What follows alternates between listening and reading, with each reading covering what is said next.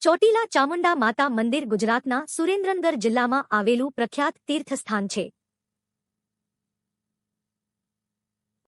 આ મંદિર ચોટીલા પર્વતની ચોટી પર આવેલું હોવાથી અહીં પહોંચવા માટે આશરે 120 જેટલી સીડીઓ ચઢવી પડે છે. ભક્તો માનતા હોય છે કે અહીં માં ચામુંડા સદા જીવંત શક્તિરૂપે વિરાજે છે અને પોતાના ભક્તોની રક્ષા કરે છે.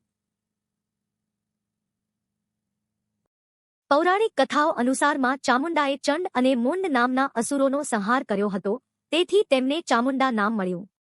તેઓ માં દુર્ગાનું ઉગ્ર અને શક્તિશાળી સ્વરૂપ માનવામાં આવે છે.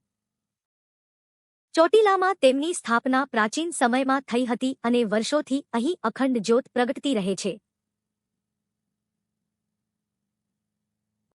નવરાત્રી દરમિયાન અહીં વિશાળ મેળો ભરાય છે.